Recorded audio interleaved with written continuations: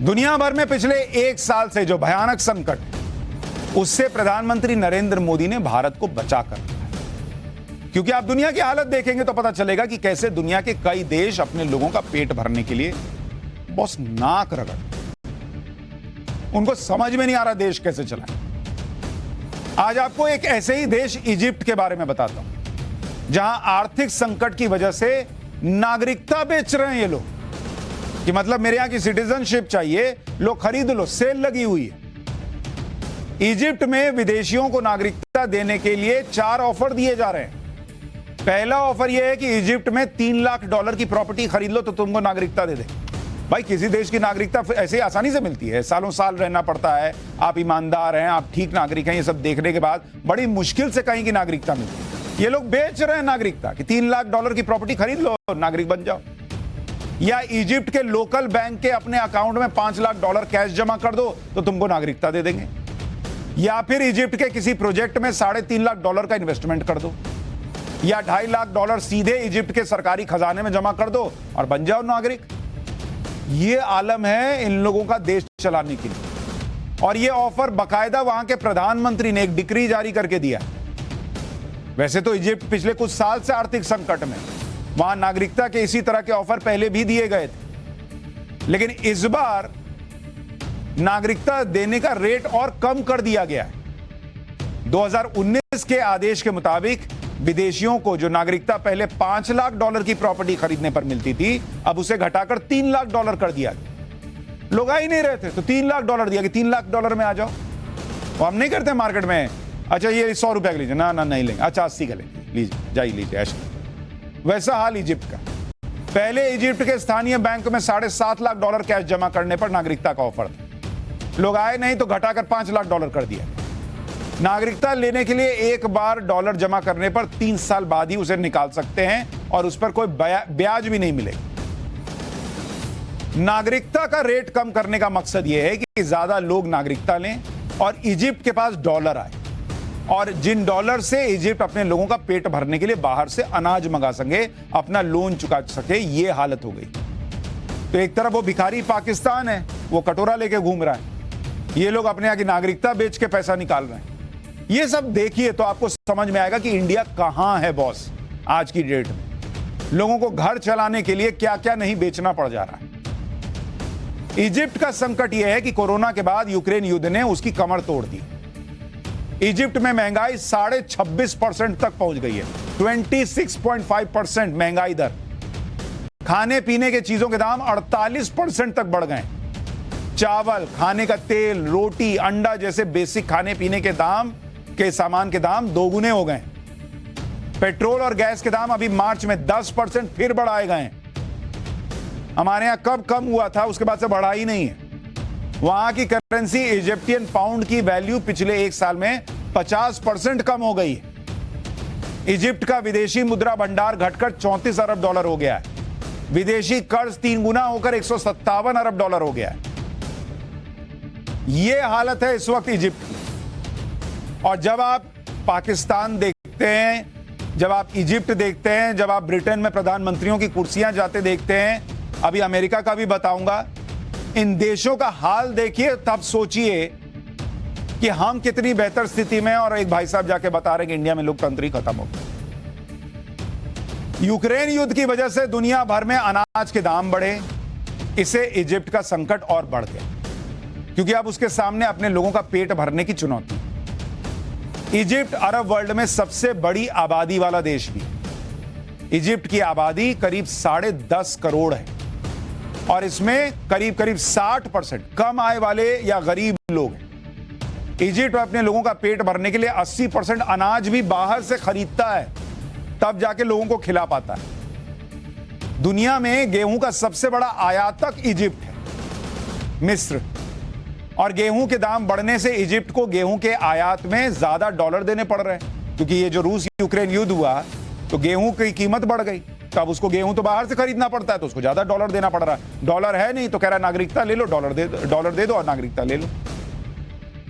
Egypt के पास dollar की कमी है, अनाज बाहर से खरीदना पड़ रहा है और बाहर से लिए गए लोन की किस्तें भी चुकानी, इसीलिए उसे इस संकट में डॉलर की जरूरत है। जिसे वो नागरिकता बेचकर पैसा जुटा रहा है।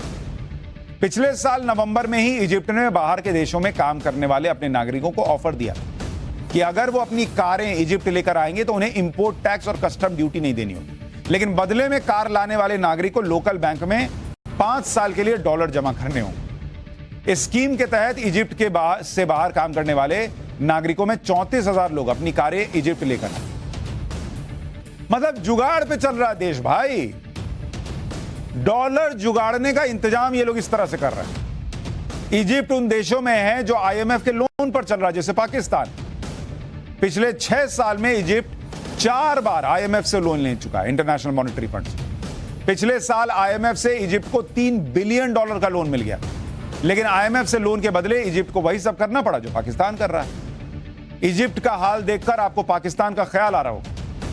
फर्क बस यह है कि पाकिस्तान इजिप्ट से भी बुरी हालत में। इजिप्ट के इस संकट में भारत ने ही उसकी मदद की, खास तौर पर जब यूक्रेन की युद्ध की वजह से दुनिया भर में गेहूं का संकट चल रहा था। भारत ने भी गेहूं के निर्यात पर बाकायदा बैन लगा दिया था कि अपने यहां कम ना पड़ जाए। निर्यात बैन के बावजूद भारत ने इजिप्ट के लिए पिछले साल मई में गेहूं भेजने की परमिशन दी। नरेंद्र मोदी ने यह काम किया, जो मैं आपको बार बार कहता हूं। और ये क्यों नरेंद्र मोदी ने किया, आप ये भी समझिए। एक तो भारत बड़े भाई की भूमिका में दुनिया को ऐसे ही नहीं दिख रहा, वैक्सीन दे रहा है, खाना दे रहा है, राशन दे रहा है, ये सारी चीजें दे रहा है, इसलिए लोग बड़ा भाई मान रहे हैं। कोई हवा में बड़ा भाई नहीं मानता। इजिप्ट जो है उसको भारत ने 61,500 मीट्रिक टन गेहूं दिया था। उस वक्त दिया था जब भारत ने खुद इंपोर्ट जो है वो बैन कर रहा, एक्सपोर्ट बैन कर रखा था कि निर्यात नहीं करेंगे गेहूं, लेकिन इसको जरूरत थी तो दिया कि तुम भूखे ना मारो भाई, हमसे ले लो। इजिप्ट भी भारत की तरफ ही मदद के लिए देखता रहा है, जबकि अरब देश होने के नाते आसपास के अमीर अरब देशों ने इजिप्ट की मदद नहीं की। ये यहां कुछ बोल दिया गया तो अरब देश बड़ा चिल्लाने लगे थे, अरे इतना अगर एकता है तो वो इजिप्ट की मदद करो ना, वो इंडिया करेगा, और जहां इनका मन करेगा मिलके खड़े हो जाएंगे। इजिप्ट के राष्ट्रपति इस बार 26 जनवरी की परेड में मुख्य अतिथि भी थे। अगर इजिप्ट की भारत संकट में मदद कर रहा है तो इसके पीछे नरेंद्र मोदी की सटीक विदेश नीति और कूटनीति भी है, क्योंकि इजिप्ट रणनीतिक तौर पर बड़ा इंपॉर्टेंट है। अगर आप इसको देखेंगे मैप के जरिए कि जिस इजिप्ट की हम बात कर रहे हैं उसका लोकेशन देखिए कि वो कहां है। अगर आप ये देखेंगे यहां पर इजिप्ट है, और ये जो आप काला सा हिस्सा देख रहे हैं इसको जरा जूम करके दिखाइए, ये स्वेज कनाल है जिसको आप देख रहे हैं, और ये मेडिटेरेनियन सी तक जाता है। तो कहानी ये है कि इजिप्ट पश्चिम एशिया और उत्तरी अफ्रीका को जोड़ने वाला इंपॉर्टेंट देश है, और पश्चिमी एशिया में सबसे बड़ी आबादी वाला देश है, जिसको अफ्रीका का गेटवे कहा जाता है। सबसे अहम बात कि इजिप्ट स्वेज कनाल को कंट्रोल करता है, जहां से दुनिया का 12% व्यापार होता है। इस लोकेशन पर जिसके बारे में आपको बता रहा हूं, इस पर चीन भी अपना रणनीतिक प्रभाव बनाना चाहता है, और इसलिए भारत के लिए यह बड़ा मौका है कि वो इजिप्ट को अगर साधे तो चीन के इरादों को फेल कर सकता है। जैसे कल मैंने आपको बताया था कि कैसे ऑस्ट्रेलिया के साथ रिश्ते बेहतर करके भारत चीन को डब्बे में उतार रहा है, वो क्वाड वाले डब्बे में। तो नरेंद्र मोदी की विदेश नीति, राहुल गांधी समझाते हैं इनको कुछ नहीं आता, इनको कुछ नहीं आता। बहुत पहले समझिए तो कि वो आदमी क्या कर रहा है और कितनी दूर की सोच रहा है। इजिप्ट से जुड़े हुए इस पूरे इलाके में और आसपास के देशों में भारत ने पिछले कुछ सालों में अपने प्रभाव को मजबूत करके चीन के प्रभाव को कम किया। इसमें प्रधानमंत्री नरेंद्र मोदी की प्रोएक्टिव विदेश नीति की बहुत बड़ी भूमिका है। चाहे आप इन देशों में अनाज के संकट को दूर करने में मदद करने की बात करें, या फिर टर्की और सीरिया जैसे देशों में आए भूकंप के बाद वहां मदद पहुंचाने की बात करें, भारत हमेशा लीड कर रहा है, आगे चल रहा है। और इसीलिए ऐसे देश जो संकट में, उनका नया भगवान कौन है? इंडिया। वो इंडिया की तरफ देखते हैं आज की डेट, वो इंडिया की तरफ देखते हैं, लेकिन इंडिया में ही कुछ लोगों को ये सब नहीं दिखता। क्या कीजिए? पाठशाला में अब युद्ध जिताने वाले नकली टैंक का चैप्टर। हवा भरो, टैंक फुलाओ और युद्ध जीत जाओ। जैसे बलून में हवा बढ़ते हैं वैसे टैंक फुलाओ भाई। धोखाधड़ी वाला वॉर कौन लड़ रहा है? आज ये चैप्टर देखेंगे तो हैरान रह जाए।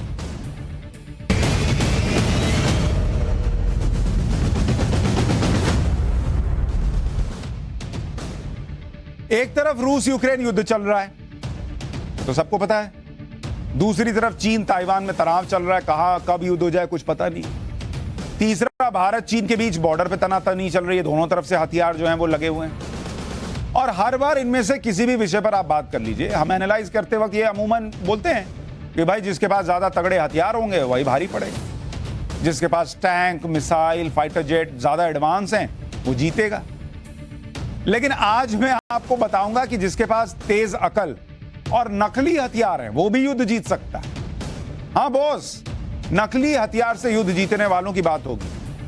इन नकली हथियारों की सबसे बड़ी खासियत यह है कि इनमें हवा भरकर तैयार किया जाता है, जैसे किसी गुब्बारे में हवा भरते हैं वैसे ही, और दूर से देखिएगा तो हूबहू असली हथियार जैसे लगते हैं। ये आप तस्वीर देखिए, हवा भर के नकली टैंक तैयार हो रहे हैं भाई। ये देखिए, आपको यकीन नहीं होगा, ये जो आप युद्ध में टैंक देखते हैं वो हवा भरा और तैयार हो गया। जैसे आप आजकल क्या होता है, किसी भी सोसाइटी में आप देखेंगे बड़े बड़े शहरों में वो ऐसा पंप लगाते हैं और ऐसा बच्चों के खेलने के लिए बड़ा सा तैयार हो जाता है, बच्चे उसमें इधर से कूदते हैं उधर चढ़ते हैं, वैसे ही टाइप का टैंक तैयार कर दे रहे हैं। और इनका साइज बिल्कुल असली हथियार जैसा होता है, ताकि दूर बैठे दुश्मन को ये बिल्कुल असली हथियार जैसे दिखते हैं। अब क्या है, ऐसा आपने पंप करके हवा भर के फुला दिया, अब वो दूर से देख रही है, देखिए कैसे टैंक तैयार हो रहा है, हवा भरती जा रही है, बढ़ती जा रही है, बढ़ती जा रही है, और ये टैंक फूलता जा रहा है। ये देख रहे हैं कैसे टैंक तैयार हो रहा है। अब ये चलेगा भी, अभी चलता हुआ भी दिखाऊंगा। ये तस्वीर देखिए, और ये जब तैयार हो गया और आपने ऐसे फुला फुला के रख दिए, अब वो दूर से देख रहा है, सैटेलाइट इमेज देख रहा है, अरे बाप, ये तो इतना सारा टैंक खड़ा किए हुए, उसको लग रहा है ना इससे नहीं भिड़ सकते। ये देखिए कैसे टैंक तैयार हो रहा है, ये देख रहे हैं, फूलता जा रहा है, फूलता जा रहा है, फूलता जा, ये टैंक तैयार हो गया भाई। ये टैंक अभी चलेगा, चलता भी दिखाऊंगा, कैसे चलेगा वो आपको दिखाऊंगा। लेकिन कितने कमाल की चीज है, बलून फुलाने की तरह टैंक फुला दिया। अच्छा, अच्छी बात यह भी कि वजन में हल्के होने की वजह से इन्हें आसानी से एक जगह से दूसरी जगह ले जाया जा सकता है, और जहां हमला होने का अंदेशा है वहां तैनात कर दिया जाता है। युद्ध के मैदान में इसलिए तैनात किए जाते हैं ताकि दुश्मन कंफ्यूज हो जाए, उसका मनोबल कमजोर हो जाए। भाई युद्ध तो मनोबल का खेल है ना, जो मन से मानता है कि हम जीतेंगे, वो हथियार कम भी हो तो भी जाके लड़ता है, और जिसके पास अच्छे हथियार भी हो और मनोबल ना हो वो डरता है, कांपता है पैर। तो ये देख के लोगों के पैर कांपने लगते हैं कि भाई साहब ये देखिए ये कैसा टैंक खड़ा है वहां पे सड़क पे, तो वो वैसे ही पीछे अपना गाड़ी यू टर्न ले लेता है। नेता ही खाली थोड़ी यू टर्न लेते हैं, सैनिक भी ले लेते हैं, क्योंकि उसको लगेगा कि सामने वाले के पास तो बड़ी संख्या में शक्तिशाली हथियार हैं। अच्छा, आप में से बहुत सारे लोग सोच रहे होंगे दुश्मन इतना बेवकूफ थोड़ी होता है बॉस, उसे नकली असली में फर्क नहीं पता चलेगा। आजकल इतनी हाईटेक टेक्नोलॉजी आ गई है तो तुरंत इस तरह के हथियारों को पकड़ दिया जा सकता है, लेकिन आपको इसके पीछे की टेक्नोलॉजी भी समझाऊं, तब आपको पता चलेगा कि ये क्यों नहीं पकड़े जाते। लेकिन आप ये भी समझ लीजिए कि रूस यूक्रेन युद्ध में भी इन नकली हथियारों का इस्तेमाल हुआ था। और हैरानी तो आपको यह सुनकर होगी कि सेकेंड वर्ल्ड वॉर में, दूसरे विश्व युद्ध में, हिटलर की सेना जो हारी उसमें नकली या फेक हथियारों का बहुत बड़ा रोल था। अभी उसके बारे में भी आपको बताऊंगा, लेकिन उससे पहले नकली हथियारों के बारे में थोड़ा जानिए, क्योंकि आपको लग रहा है इससे क्या होगा बॉस, इससे युद्ध जीते गए नकली हथियारों से, ऐसे हवा भरे टैंक से। नकली टैंक की एक और खासियत यह है कि बहुत जल्दी पैक और अनपैक किए जा सकते हैं। क्या, हवा निकाला, पैक किया दूसरी जगह, इसे एक बड़े बैग में पैक करके लाया जाता है और इसे बैग से निकालकर जमीन पर फैला देते हैं ताकि सही टैंक के सभी हिस्सों तक ठीक से हवा पहुंच जाए। इस नकली टैंक को तैयार करने के लिए एक इलेक्ट्रिक एयर पंप की जरूरत है, बस, और क्या। तो यहां ये टैंक को पंप कर रहे हैं, वहां अमेरिका और यूरोप यूक्रेन को नहीं पंप कर देते हैं पीछे से, लड़ो लड़ो लड़ो, ये लोग टैंक को पंप करते हैं। और 10 से 15 मिनट में एक टैंक तैयार, जैसे आप कार के टायर में हवा भरते हैं वैसे ये तैयार हो जाता है। अच्छा, आदमी भी सिर्फ एक लगता है, उसको क्या है, वो कनेक्ट किया, वो हवा भर रही है, उसको बस देखना है कि सब तरफ ठीक से हवा जा रहा है कि काम हो जाने के बाद 15 मिनट के अंदर इसकी हवा निकालकर इसे फटाफट पैक भी किया जा सकता है। इस एक हवा भरे टैंक का वजन जो है वो करीब 60 किलो के आसपास होता है, लेकिन कई बार टैंक के मॉडल के हिसाब से वजन बढ़ भी जाता है। अच्छा, कीमत मात्र 2 से 3 लाख रुपए, क्योंकि इसमें मटेरियल और सिलाई का ही तो खर्च हो रहा है क्या। आमतौर पर इन हथियारों को युद्ध के मैदान में पहले तैनात कर दिया जाता है ताकि दुश्मन को प्रेशर में लाया जाए। लेकिन अगर इमरजेंसी में एक जगह से दूसरी जगह शिफ्ट करना हो तो ये बड़ी आसानी से शिफ्ट किए जा सकते हैं। अब आप इस वीडियो को देखिए। अब आप कहेंगे ये हवा भरा टैंक चल कैसे रहा है बॉस? चल कैसे रहा है? तो ये टैंक में हवा भरा है, उसके नीचे एक कार है, वो तो आप देख ही नहीं रहे हैं। ये वीडियो यहां डालिए, दिखाता हूं लोगों को। ये रोकिए जरा, ये रोकिए, यहाँ पॉज कीजिए तो लोगों को नजर आएगा। एक बार ये वीडियो फिर से चलाइए तो लोगों को नजर आएगा। ये देखिए, ये अभी टर्न करेगा तो इसका वीडियो दिखाता हूं। अभी चलने दीजिए, यहां कैसे दिखेगा? ये तो अभी टैंक चल रहा है, आपको लग रहा है दूर से टैंक आ रहा है। अब ये मुड़ा, अब देखिएगा। अब आपको दिखाता हूं, थोड़ा और आगे आने दीजिए। ये रोकिए, यहीं रोकिए, रोकिए रोकिए, ये रोकिए। अब ये देखिए, ये नीचे देख रहे हैं, यहां ये कार है, तो ये कार के ऊपर टैंक को टिका दिए हैं और ये कार चलती चली जा रही है। दूर से कोई देखेगा तो उसको लगेगा अरे बॉस बड़ा टैंक आ रहा है।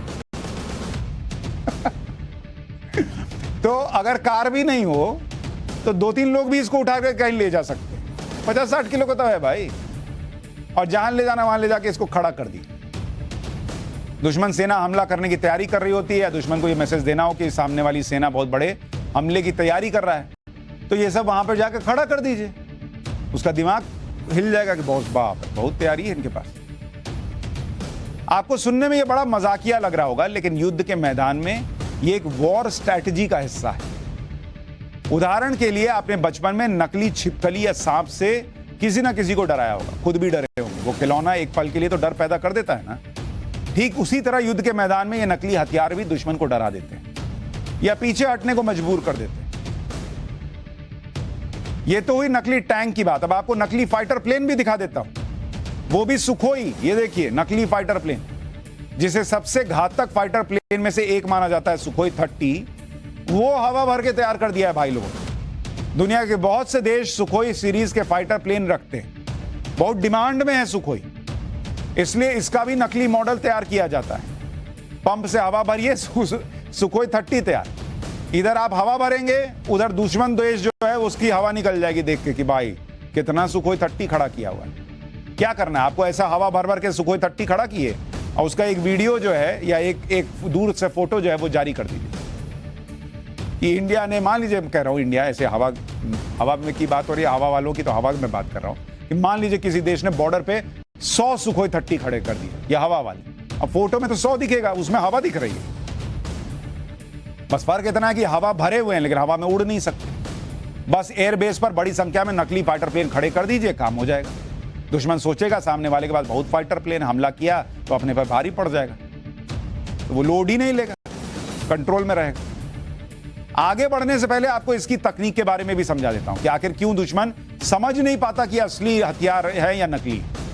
एक तो ये लोग काम क्या करते हैं, जैसे अगर मान लीजिए आप कहेंगे कि भाई ये तो दूर से दिख जाएगा या कोई जासूस होगा तो उसमें कैसे क्या करेंगे, तो एक तो ये लोग क्या करते हैं, स्पीकर भी लगा के रखते हैं। तो स्पीकर से आवाज आती रहती है, जैसे टैंक के चलने की आवाज आए, टैंक के स्टार्ट होने की आवाज आए, इंजन की आवाज आए, और 15 किलोमीटर की रेंज होती है इस आवाज की। तो 15 किलोमीटर के दायरे में आपका कोई जासूस आकर देखेगा भी तो उसको 15 किलोमीटर से दूरबीन से देखेगा, तो दूरबीन से देखेगा तो आंख धोखा खाएगी, और उसके बाद कान से सुनेगा कि आवाज वैसे ही आ रही है जैसी टैंक है, तो कान धोखा खाएंगे।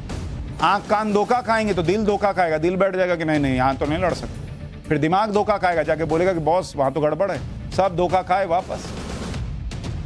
तो एक है स्पीकर लगा के आवाज करते हैं, दूसरा है heat masking technology, heat masking तकनीक। अब आप कहेंगे ये क्या है भाई हीट मास्किंग? तो होता क्या है, जैसे आप टैंक खड़ा करते हैं, मान लीजिए रूस यूक्रेन युद्ध चल रहा है और यूक्रेन ने ठंड में टैंक खड़े किए, तो जो रडार होते हैं या ऊपर से फाइटर जेट गुजर रहा है, वो क्या करता है, वो ऐसे थोड़ी कोई फोटो खींच के फिर ऊपर मंगा के देखता है। उसके जो रडार होते हैं वो हीट से पता लगाते हैं कि ये क्या चीज है। भाई टैंक का जो तापमान है वो अलग होगा, दूसरी चीजों का अलग होगा। तो ये क्या करते हैं कि इसके ऊपर रबर है या कपड़ा है ये पता ना चले, इसके लिए हीट मास्किंग टेक्नोलॉजी का इस्तेमाल करते हैं। तो जो रडार जो है वो पकड़ नहीं पाता कि तापमान टैंक वाला है या रबर वाला है, क्योंकि नकली टैंक तो कपड़े और रबर से मिलकर तैयार होता है। असली टैंक लोहा और स्टील जैसे भारी मेटल से बनता है। दोनों के तापमान में बहुत अंतर होता है। जब दुश्मन का फाइटर प्लेन या मिसाइल सिस्टम इस टैंक को पकड़ता है तो इसकी हीट मास्किंग टेक्नोलॉजी को कैच करता है, जिससे उसे लगता है कि बॉस ये तो असली हथियार। आपको जानकर हैरानी होगी कि दुनिया के कई देश इस तरह के नकली हथियार बनाते हैं और इस्तेमाल भी करते हैं, लेकिन इसकी जानकारी बहुत सीक्रेट होती है। किसी को बताया नहीं जाता है कि किसके पास कितने नकली हथियार। दूसरे विश्व युद्ध में भी इस तरह के नकली हथियार भारी संख्या में इस्तेमाल किए गए थे। उसकी तस्वीर भी देखिए। ये जब युद्ध खत्म हो गया तब जाके ये टैंक का ऊपर का हिस्सा उठा उठा के पटक दिए गुस्से। ये देखिए, जीप पलट दी। अब वो जीप में क्या है, वो जीप हवा भरी हुई है। वो सामने वाला देख रहा कि अरे बाप रे, इतनी गाड़ियां खड़ी हैं, इसमें कितने लोग हैं। ये देखिए, टैंक का आगे का हिस्सा झूल रहा है। ये देखिए, ये टैंक को जो है उसको उठा के फेंक दिया इन लोगों। ये हाथों से हवा भरे नकली हथियारों को गिराया जा रहा है। युद्ध के दौरान इन्हीं हथियारों को देखकर जर्मनी की हिम्मत टूट गई थी।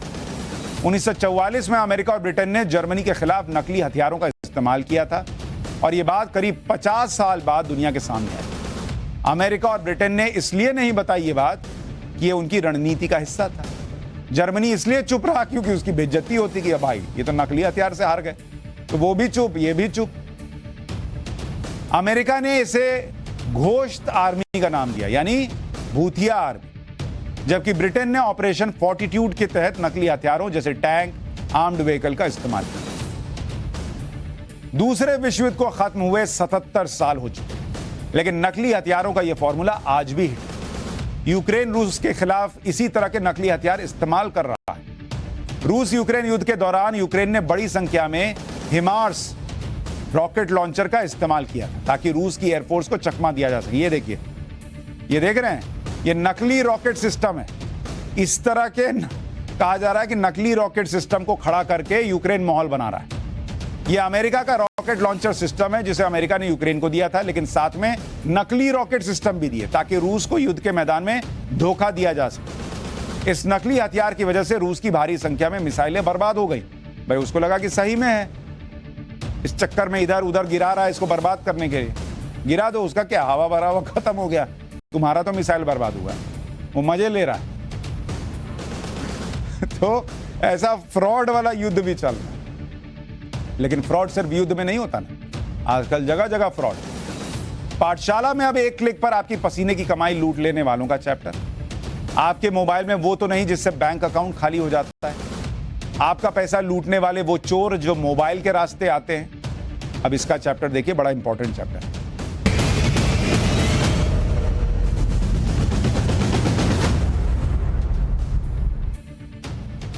एक तरफ टेक्नोलॉजी ने हमारा जीवन आसान बनाया है, वहीं इसके कुछ नुकसान भी हैं जो हमें झेलने पड़ते हैं। डिजिटलाइजेशन के दौर में हर चीज हमसे सिर्फ एक क्लिक की दूरी पर, लेकिन अगर आप सावधानी नहीं बरतेंगे तो कोई आपका पासवर्ड चुरा कर आपके अकाउंट से पैसे निकाल सकता है। क्योंकि आपके पैसे पर ऐसे लोग नजर गड़ाकर बैठे हैं जो फ्रॉड करने के लिए नए नए तरीके निकाल लाते हैं। उनका और कोई काम नहीं, पढ़ाई कर लिखाई जो भी किए हैं वो फ्रॉडगिरी में लगा देते हैं। इन साइबर ठगों का सबसे पसंदीदा हथियार है फिशिंग बैंक एसएमएस। आजकल बहुत लोग आपको मिल जाएंगे जो कहेंगे कि अरे बॉस एक एसएमएस आया, उस पर क्लिक किया, मेरा पैसा खाली। कई लोगों को तो ये पता ही नहीं चलता कि उनके अकाउंट से पैसा निकल कैसे गया, क्या दबा दिए, क्या छू दिए, कौन सी चीज में हाँ ना कर दिए कि पैसा निकल गया। मैं आपको कुछ ऐसे एसएमएस जो आते हैं उसकी तस्वीर दिखाना चाहता हूं।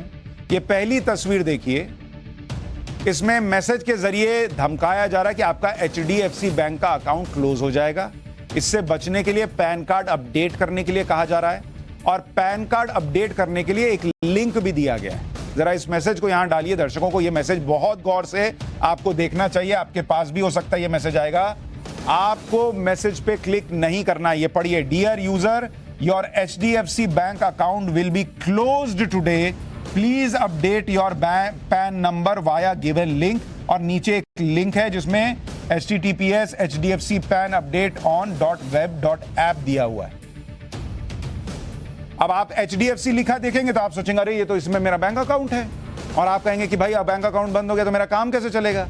अच्छा, आजकल ऐसा होता ही है कि पैन को इससे जोड़िए, आधार को उससे जोड़िए, तो वो लगता है सही होगा, तो लोग आनन फानन में इस लिंक पे क्लिक कर देते हैं।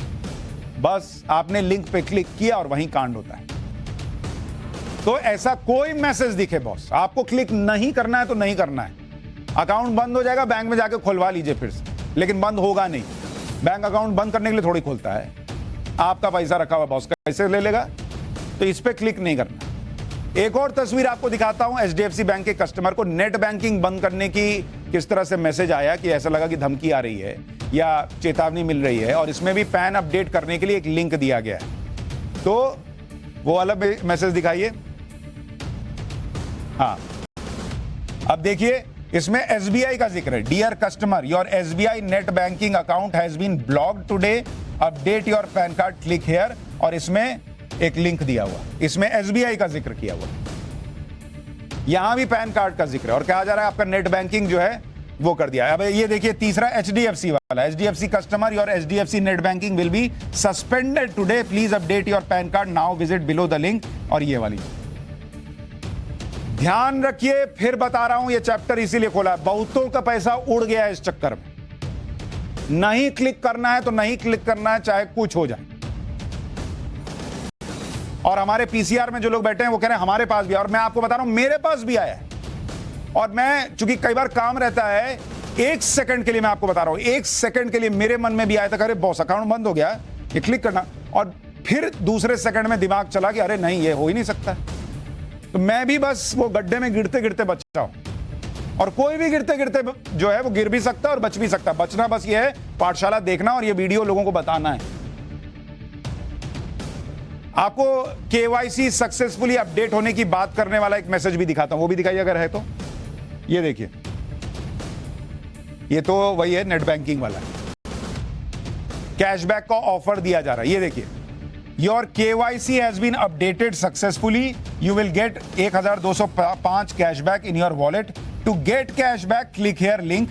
मतलब ये लोग तरह तरह का बनाते हैं कि पैन कार्ड जोड़ने में नहीं फंसा तो कैशबैक में फंसेगा। इंडिया में तो होता ही है कि अरे इतना पैसा मिल रहा है, वॉलेट में आ रहा है, जो क्लिक कर, और आपने एक बार इस लिंक पे क्लिक कर दिया तो आप साइबर ठग के जाल में फंस गए।